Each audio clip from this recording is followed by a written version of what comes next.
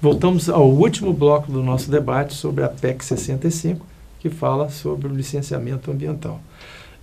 No bloco anterior, foi muito bem colocado por vocês, esse quadro que gera um dos responsáveis por gerar essa morosidade no licenciamento ambiental, que acaba dando esses argumentos para aqueles que querem derrubar o licenciamento ambiental, um instrumento tão importante como esse.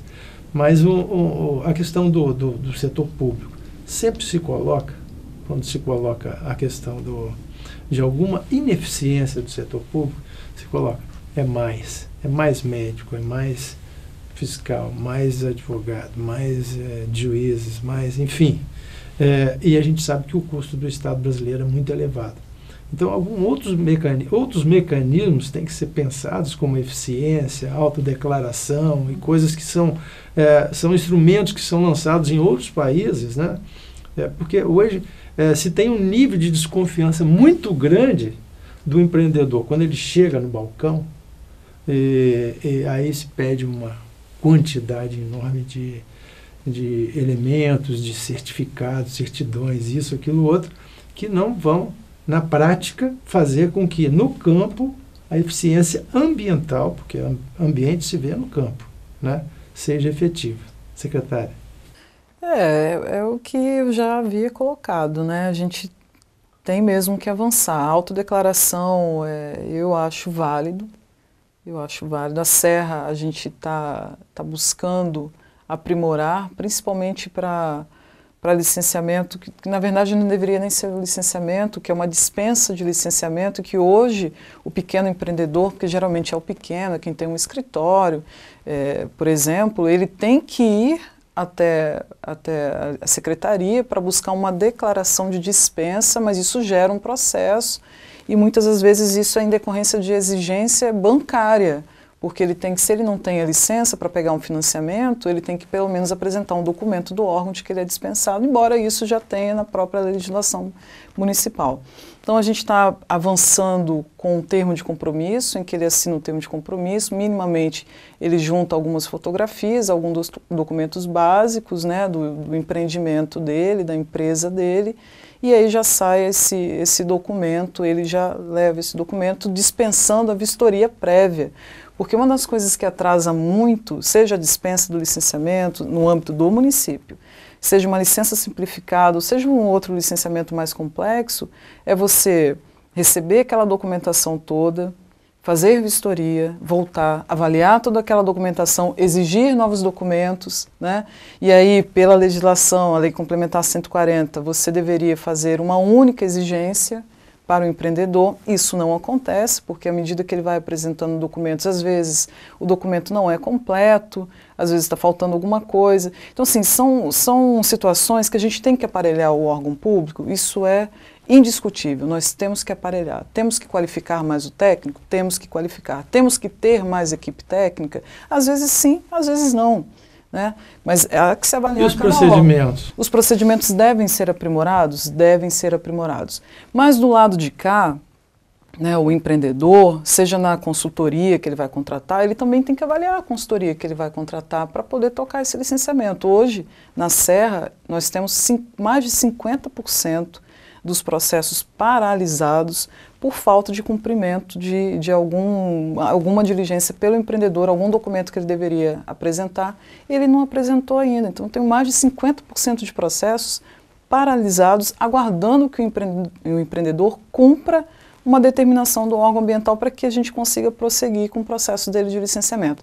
Então, nós precisamos olhar o licenciamento com uma forma Mas global. Todas essas exigências foram efetivamente necessários para a tomada de decisão de licenciar ou não, porque muitas vezes são equipes multidisciplinares, né, que atuam. Muitas vezes se assinam documentos com várias assinaturas de profissionais diferentes, com qualificações diferentes, com exigências diferentes, cada um com sua com seu universo, né, de atuação, o engenheiro, o geólogo, o biólogo, quem faz análise socioeconômica, cada um quer enaltecer as suas exigências na sua especialidade técnica, muitas vezes desnecessárias para uma tomada de decisão, né, com relação a licenciar ou não aquele empreendimento, se tem água no rio para abastecer aquele empreendimento, se o efluente que ele vai gerar vai ser danoso aquele curso d'água que não tem o tratamento adequado. Assim, uma linguagem mais simples assim, para o telespectador tentar entender, né? Nós partimos de documentos mais complexos ao mais simples. Por exemplo, o mais simples, ele é obrigado, isso já vem desde resoluções do CONAMA, quando ele faz o requerimento do licenciamento, fazer a publicação do requerimento, né? Em jornal de expressiva circulação, né? Enfim. Então, desde esse documento que é básico, que a lei já exige, a norma exige, até um memorial descritivo, por exemplo, que aí é o que você está tratando mais um mérito, né? Mas a questão material do licenciamento em si. Então, é preciso avançar? É preciso avançar. Com relação às obras, elas estão andando sempre no tempo certo? O licenciamento ambiental, que é o problema? O licenciamento, ele, a princípio, seria um entrave, né? Mas acho que o Vitor colocou bem a expressão gestão do conhecimento. Eu acho que o nosso Estado ele está conseguindo avançar exatamente nesse ponto. É diferenciar os empreendimentos. Porque, como coloquei aqui no início, né? A nossa lei é tudo. E com relação a isso, a gente tem que começar internamente no Estado, nos municípios, adequar para aquela realidade do nosso Estado, do nosso município, dos empreendimentos. Então, os mecanismos que estão sendo desenvolvidos aqui no Estado, a licença simplificada para determinado tipo de empreendimento, o autolicenciamento, a utilização da tecnologia para você ter acesso a esse licenciamento, acho que esse é o caminho. E não o nada, que é a PEC, né? O tudo é o que a gente exige daquela legislação máxima. E o nada, a PEC entra com esse nada. Acho que nossa sociedade tem que chegar no meio termo. Muito bem, você já finalizou. Só estamos terminando o tempo. O Vitor e a Andréa falam um pouquinho sobre... O caminho do meio, né? A gente tem que buscar o caminho do meio. Qual que é esse caminho do meio? Ajustar a gestão. Gestão do conhecimento. A licença simplificada, de fato, foi um grande salto nessa questão da gestão do conhecimento. Quando ela foi criada, eu participei dessa criação, foi justamente para atividades das quais o órgão licenciador, no nosso caso o IEMA, né, o Instituto Estadual do Meio Ambiente, já conhecia os impactos. Então, é autodeclaratório.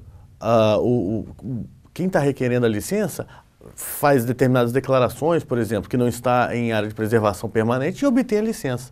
Agora, se a fiscalização se deparar que ele está lá em área de preservação permanente, que sua declaração foi falsa, ele vai responder, inclusive, criminalmente por isso. Então, esse tipo de caminho do meio que eu acho que a gente deve investir, e municipalização, né, André? Tem que descentralizar esse licenciamento, tem que trazer essa competência para os municípios, que já é assegurado, tanto constitucionalmente como através da Lei Complementar 140, e os gestores municipais perceberem essa grande ferramenta de gestão que eles têm em suas mãos, né?